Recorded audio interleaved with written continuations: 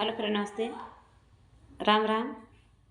मैं हूँ रीना यादव गीत चैनल पे आप सभी का बहुत बहुत स्वागत है।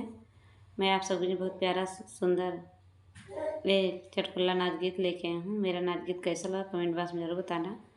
अच्छा लगे तो लाइक सब्सक्राइब शेयर जरूर करना। अपना आशीर्वाद दुलार जरूर देना इस गीत पे। बहुत बहुत स्वागत है, बहुत बहुत धन्यवाद फ्रेंड, बहुत बहुत धन्यवाद आप सभी को। मांगै मांगै सुगा दूधवा भतवा मांगै सुगना दुनाउ जुनिया, सुगना मांगै दूध भतवा दुनाउ जुनिया। हे दुनाउ जुनिया, हे दुनाउ जुनिया, सुगना मांगै दूध भतवा दुनाउ जुनिया। जबरे सुगनमा बगियावा म बोलाए, जबरे सुगना बगियावा म बोलाई।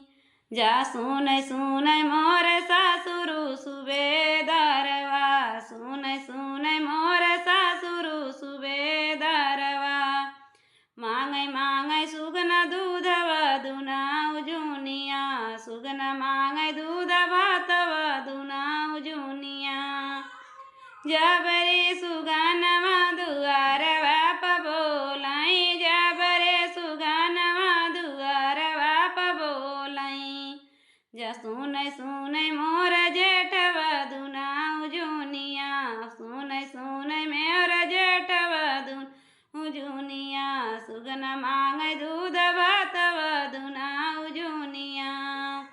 नाउ जुनिया हो दुनाउ जुनिया, सुगना मांगै दूध भातवा दुनाउ जुनिया। जबरे सुगनमा महालिया प बोलाई, जबरे सुगन महालिया प बोलाई। सुनै सुनै मोर देवर सुवत आंगना, सुनै सुनै मोर देवर सुनात